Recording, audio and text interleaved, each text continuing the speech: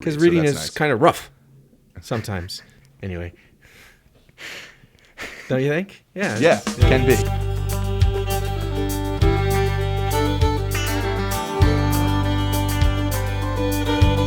Hey, everyone out there. Greetings, Pod Squad, and welcome to the High Desert Podcast, filmed every week here at the beautiful Santa Fe Animal Shelter in Santa Fe, New Mexico. This is Ben.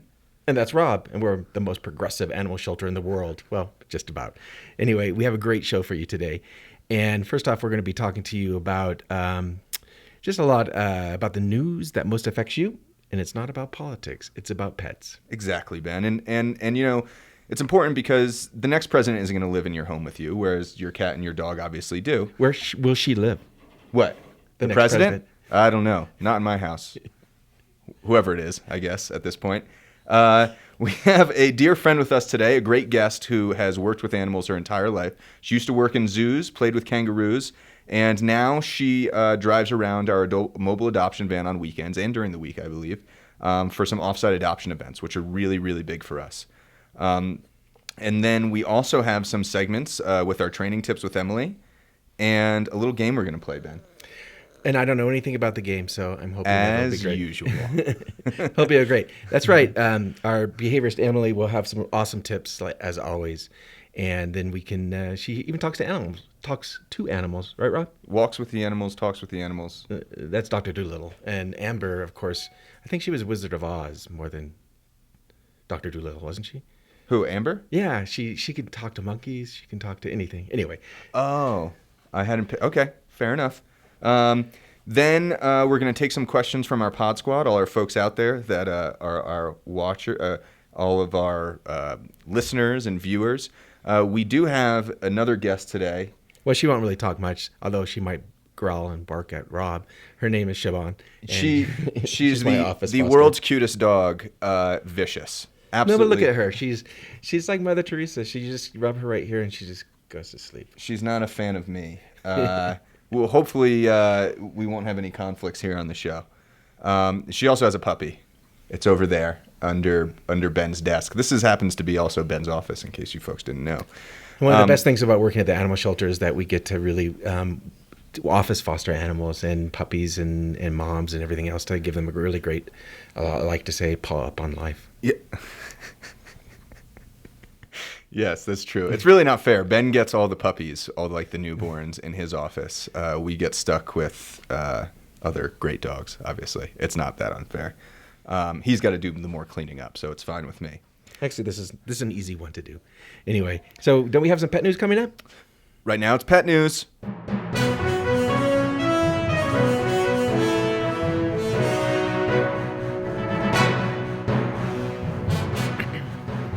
Hi, everybody. I'm Brock Slater. And I'm Bolt Upright. And this is Pet News.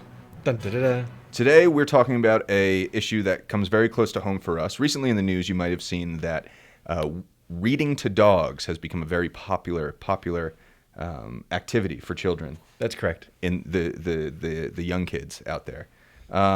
It has been covered in Time Magazine. It was covered in the Boston Globe just last week. We got lots of emails from followers around the country about an article specifically that was run in Oklahoma. It's a really sweet article. Really sweet article. Great pictures, I think, is what really got people interested in it. What a lot of people don't know, Ben, is that we have our own dog literacy program, if we want to call it that. That's right. It's had many names through the years. I mean Bolt Upright. My apologies. It's had many names through the years, but now we call it Wags and Words, and it's run by our pet outreach coordinator, Sue Burnham. Is it Words and Wags or Wags and Words?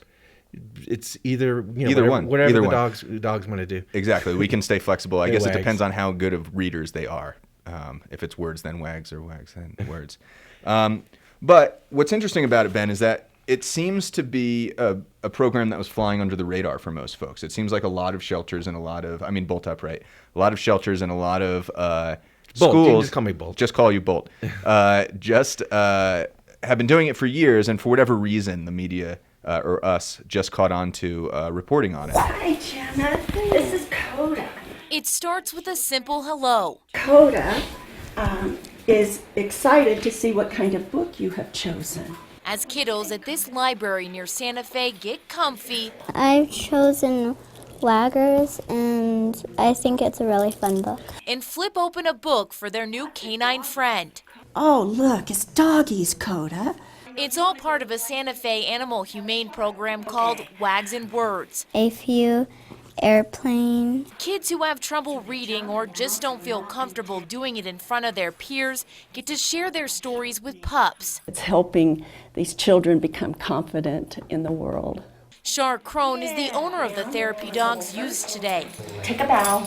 Good girl. When I get the feedback from the parents of the improvement with the children, sometimes I'm just teary-eyed thinking, oh gosh. One of those children is 9-year-old Gemma. Are you enjoying reading to him? Yeah, it's really nice that he's listening. Today, as the 4th grader read Coda a story, the border collie seemed plenty interested in the tale. It felt good to me, like he is enjoying the story that I'm reading to him. It was a similar feeling for 7-year-old Cabe. You get to pet the dog, and the dog enjoys you reading to him. Crone says the program, which has been around since May, has helped a number of kids gain confidence and read better. This is why I do this, because the reward is just phenomenal. Phenomenal for the volunteers, Coda, ta-da! the dogs, and the kids. Thanks, Coda, for listening to me. Emily Younger, KRQE, News 13. Wags and Words meets 3 times a week at a library in El Dorado and is free for anyone who wants to participate. It's become so popular, there's now a waiting list. Our program is unique in that, whereas the program they were talking about in the news recently was where school kids go to the shelters and read, we actually take our dogs to schools and to libraries and have kids read to them. It really helps them just build their self-confidence. It really helps them just, they just read and they love, the dogs are really interested in it, especially we have a couple border collies who are volunteers, and they are just amazing listeners. Yeah, and one article from the Upper Peninsula of Michigan cited some teachers who had mentioned that kids who have issues, mainly confidence issues in reading aloud, when they're first learning to read, find this a much easier way to read aloud because the dogs don't judge as much as children. Well, they may. judge, but they keep it to themselves. Yeah, they do. Well, they don't voice their opinions, I guess, of your ability to read. Because reading that's is nice. kind of rough sometimes. Anyway. Don't you think? Yeah. Can be. It's Can never be. Was for me. meow, it's always was for me. I wasn't in the advanced reading group, and I know I was self-conscious learning to read when I was a kid. And I this love would to have read helped out me. loud, as you can tell. I can tell. So keep doing all that great work out there, folks. Wags and Words is a great, or Words and Wags, whatever it is. It's a great program. These programs really seem to help kids with lower confidence be able to read aloud and also interact with animals and learn more about kind of humane care. So coming up, we have our interview with Amber, of course, but right now we have a question from our listeners. We're going to throw back to Ben and Rob in the other studio. Thank you, Brock and Bolt. Wonderful job. Thanks. I look forward to next week's pet news of the week. Anyway, and now a question from one of our viewers. Yes. George from Albuquerque wrote in, wanted to know how often you should generally take your dog to the vet. His dog's 3 years old, seems to be completely healthy, and it's a question that a lot of people have. Do dogs need physical examinations like humans do once a year? Dogs, cats, any animals, really. Any animals, yeah, any of your pets. How often should you take them to the vet if they appear to be healthy?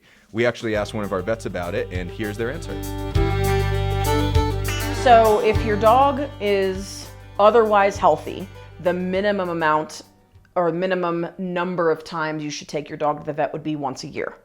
And that's just not necessarily for vaccines or anything like that, but just an annual wellness checkup to make sure your vet's on top of any little lumps and bumps that may come up, any dental disease that may need to be addressed, or anything like that. So once a year as a young, healthy animal. As your dog gets older, you may need to make some more frequent vet visits, just depending on what's going on in your dog's life medically. Again, older animals can be just as healthy as younger animals, but a lot of times as animals get older, they need a little bit more regular attention. And even though it may seem like an unnecessary expense, taking your animal to the vet when they're otherwise healthy actually prevents you from having big expenditures farther down the road because your vet can kind of catch those little things as they come up.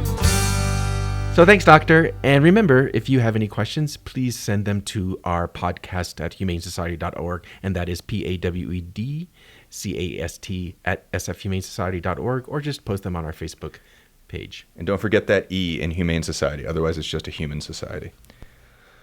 Okay, Ben, we have a really good idea for our photos submitted for next week. Next week? Yeah, We the do? ones next week. Yes. What I'm what really do you mean? excited. Yeah. What about it? It's the best combination since peanut butter and chocolate.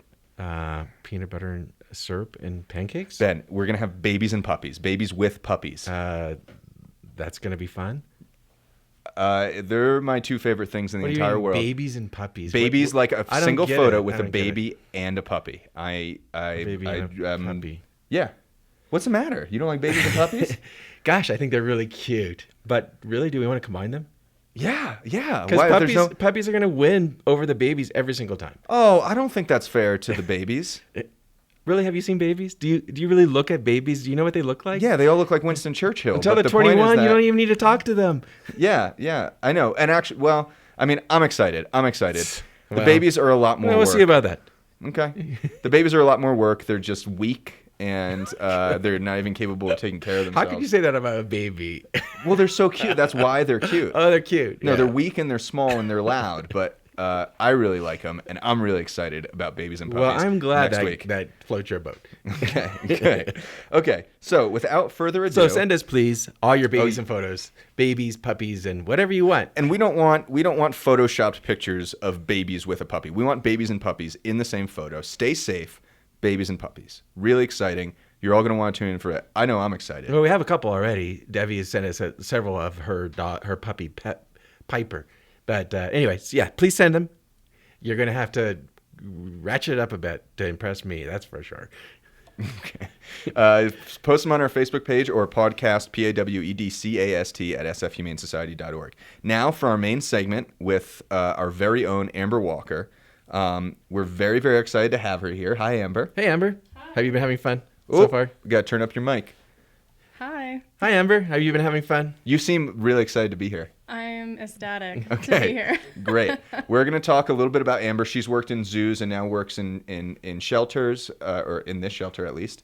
So she's been around animals, all sorts of animals. And so it's great for us to be able to open up kind of the subject matter to be more than just cats and dogs, even though it's enough for us, obviously. But we like to talk about other types of animals sometimes too. So Amber, right off to the first question, did you have a favorite animal that you liked working with during your career at the zoo? I loved every animal that I worked with, but I was always interested in marine mammals in particular, and polar bears have always stood out to me, and so I was very thankful that I was able to intern in a section of a zoo that had polar bears. And Was it in the Arctic? Is that where it was in the Arctic? No. Because that's where all the polar bears are. It was in North Carolina. But one thing that always stuck out to me about polar bears is their size. They're the largest land carnivore. And They're frightening. whenever I think they're just totally frightening.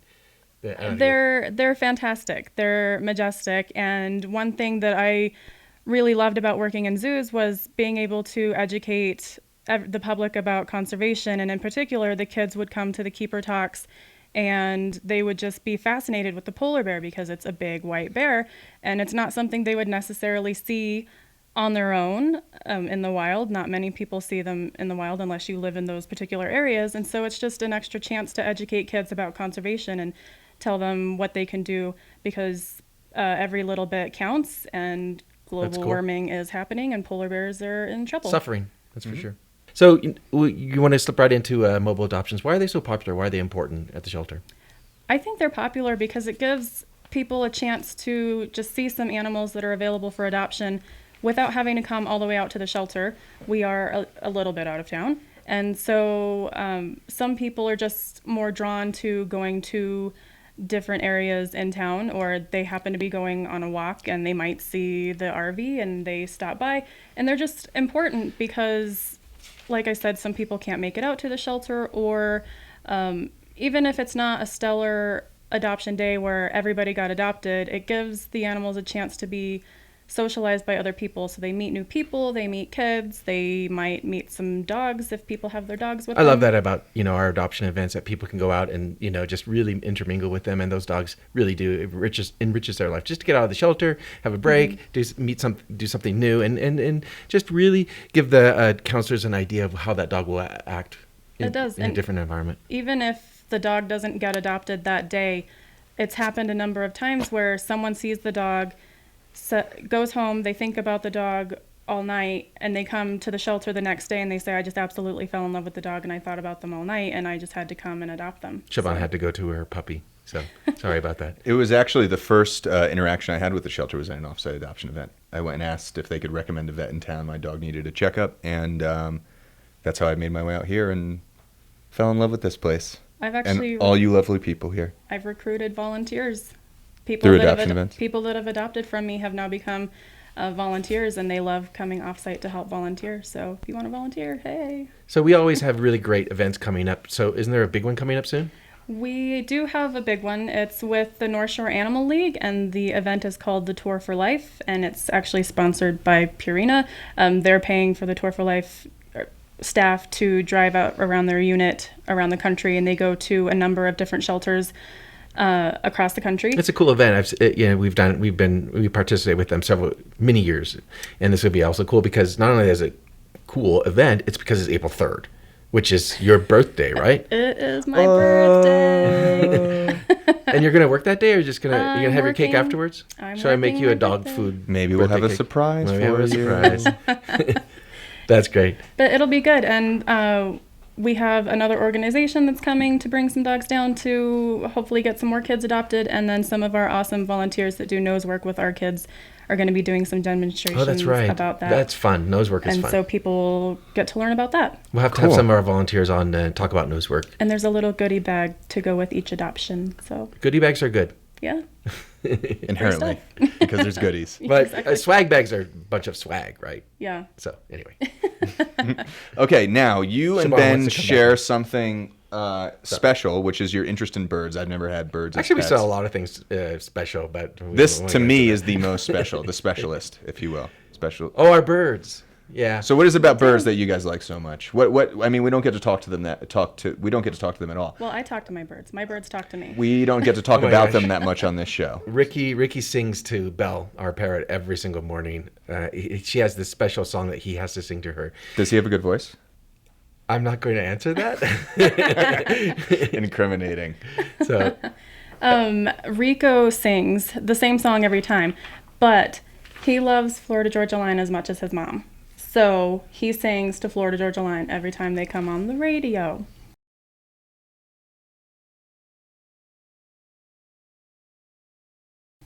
And he also waves and says goodbye to his mommy every time she walks out the door. That's really cool. Bye-bye.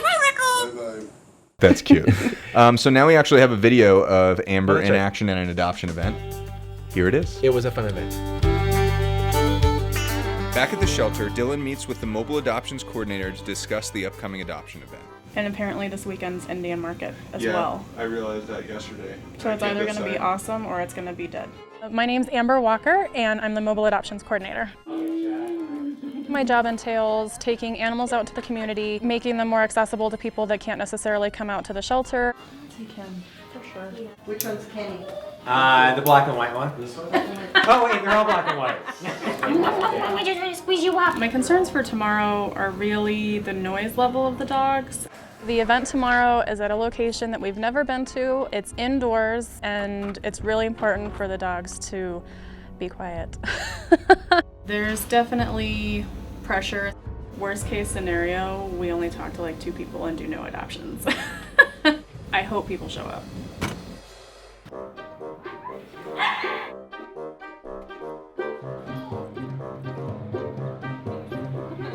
Looks like we might have two dogs going, which is good. Right after we set up, we had 3 Chihuahuas get adopted, and it was super great. And then we started having problems with all of the puppies barking. We can't have too much noise because of the barking. Yeah. We don't want the stores to complain about the noise. Right. Sorry. I am very concerned about the noise. I tried to switch the puppies around, give them some enrichment, but it just wasn't helping. We had to do something about that, and so we just moved everything outside. When we moved outside, we were on a very busy corner, so we got a lot of eyes on our animals. Everything just flowed a lot smoother. By the end of the event, we ended up having 4 adoptions, 2 of which were special needs Chihuahuas, so it was a great event. Okay, now it's time for our surprise game segment. Surprise! No, I don't like these games. I hate these games. I'm not a game player. I'm a team player. He is I'm at least not a once. game player. He is at least once a week when I surprise him with these games. Blue or pink? Pink. Pink. Sticking to gender norms. Here we go. Okay, so the game is. Purple. Wait a minute. Is it purple? I think it's like a kind of navy purple. blue. Anyway, indigo, dark indigo. The name of the game, or it doesn't have a name, but it is a Picasso sort of drawing contest. So the idea is that I'm going to describe 3 scenes to you that we had in our interview here. And you're only going to have 20 seconds to draw it. Now, 20 seconds is not enough time to draw these scenes. So you're going to have, because Santa Fe is a weird art town, make some weird art. So something expressionistic, a little bit abstract. That kind of just invokes the aura or spirit of what I'm describing. The way to you keep explaining the game, I'm going to be so bored I'll die before we start playing. This is how people talk around here, then. Anyway, so Dun, dun, dun. the first scene, you have 20 seconds, and the scene is a polar bear on an ice floe. My pen's not writing. There we go. It looks like Okay. a camel. What's next? You said 3 scenes, right? Polar bear on an ice floe. Did it. You have Go. 20 seconds per drawing. Yeah. And time's up. It's been 20 seconds? Wait. Yep. Oh, I thought it was going to be a part of the 3 scenes. No. But my polar bear's pretty cool. Let me see.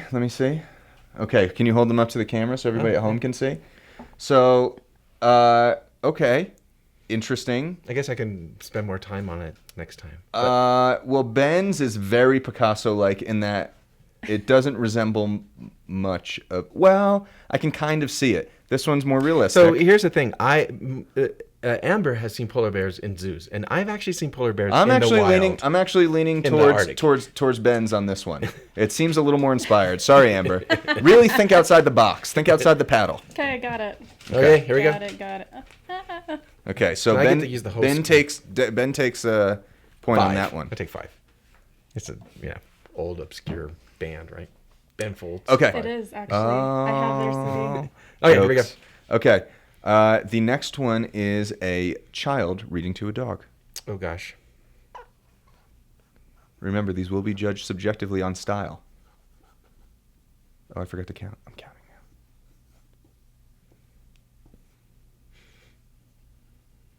now. Oh, okay. Be you. And time is up. Okay, I don't know if Amber gets the abstract part of this That is so much. She's got the stick figure part down. Okay. Okay. Okay, so look how cool this is. Okay, the dog is behind. Exactly. Explain it. The book's here, and the child is smiling. So they're not really actually looking at each other, but they are kind of, because in the Picasso world they would be looking at each other. Do you see what I'm saying? Right. So I it really reminds me want- of the cover to The Great Gatsby. There we go. It's a box dog. That is abstract. A box dog. Where's the book in there? I actually do appreciate that. It could be the arms. I see. That's totally I what see. I did. That's. I see. It's not a stick figure. I'm going to go with Amber's on this one because I think her dog is pretty inspired. I really like my Batman dog. I don't know. I know. No, I like it too. It's just the All right. perspective is throwing me off I'm just okay a with that. little I'm okay bit. with that. But Santa Fe Art Galleries, just you have my number. They'd pick me. Give me a call. And the next. The Rob? last, we're 1 for 1. This is the tie break round. Is a bird on a perch. A bird on a perch. Is it like a bird on a wire, that Leonard Cohen song, which I really like? Whatever a perch can be, or whatever you regard as a I'm gonna perch. put it on a line. Oh my. Yeah. A bird on a line. Here's the thing, Rob. I think you set me up for failure because the pen is totally not working anymore. They're Murad's pens. Oh, I see. There we go. You can't really see it, but it's really cool. No, it's really cool. Okay. So these have been the 2 best drawings that you guys have made. Yours looks like a pineapple. I think maybe in the history of the show. Yeah, I think it's a pineapple. That is, Amber is breaking with her own tradition here and going for something really, really. I went full out. Yeah. What can I say? All right. So I'll give this one to her because I like pineapples too. So. That one's easier on me. We had pineapple this morning in my office. There we go. Anyway, good job, guys. Thank you for giving that a these try. Pads. Sorry about really cool. your pen running out, Ben. It's all right. It was not planned sabotage. Setting me up for failure. I'm used to that. We have to have our guests win sometimes. We do? Although they've been winning. They win all the mostly, time. All the time.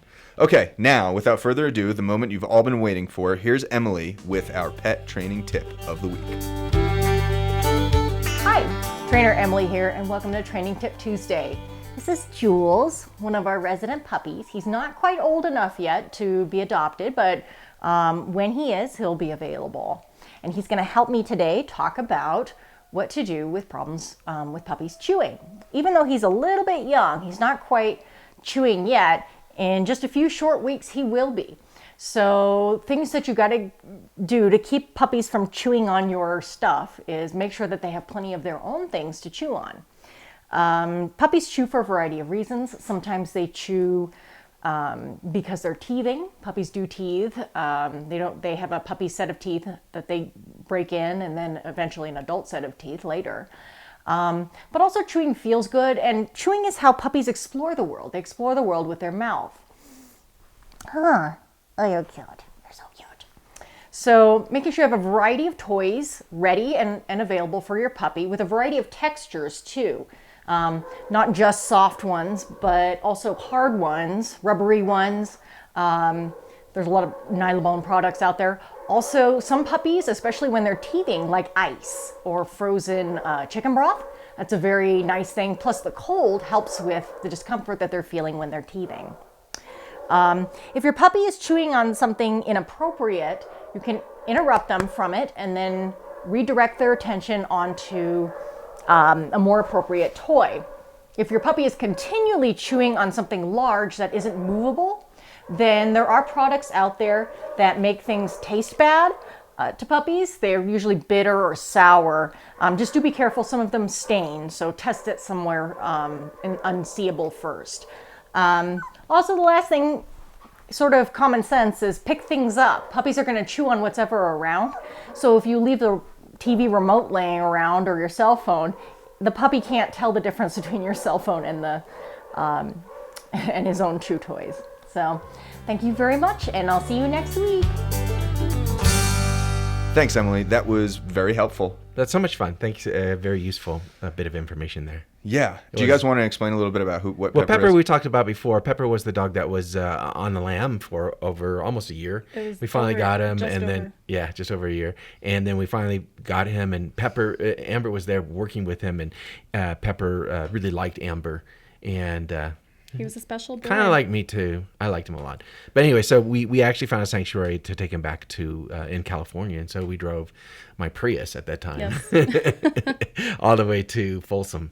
It was California. Good times. It was fun.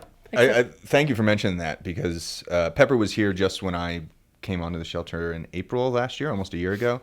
And it really, seeing everything that we did with him, with behavior and everything, just kind of was indicative of how much time we give to just specific project animals here at the shelter. And it was... We couldn't do it without you. I mean, your support, you guys really helped us out. You help us out every single time. So if you are there and thinking about wanting to keep us to be as most progressive and helping dogs like Pepper, just donate. That's exactly right. Yeah. And it's just kind of inspiring and indicative of everything that everybody does here that makes this the shelter different. We're the shelter different. Okay, so thank you so much for joining us, guys. This has been a great week. We really appreciate all the feedback you guys have been giving us, and the likes and comments. Please continue with subscribing, liking, sharing. Yeah, this. If you don't want to send us those baby and puppy photos, just don't worry about it. Just send me the puppy photos. Oh, no, come on. Guys, it's going to be the best thing ever. I don't think so. I'm so excited really about so. babies and puppies. It's the best combination in the world. No, it's creepy. It can be. Don't be creepy about take pictures of your own babies or a baby you know. Don't take pictures of a random baby. People get a little bit freaked out about that.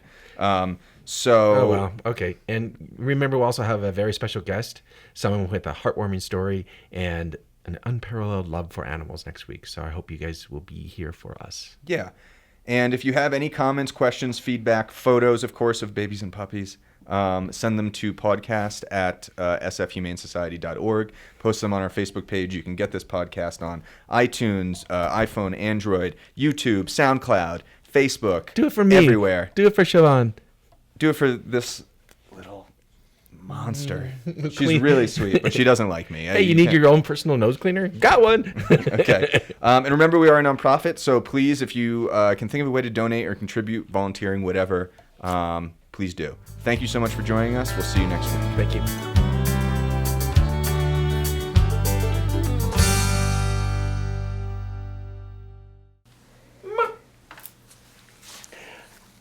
No. Are you? Oh, there's my good girl. Mustache Betty.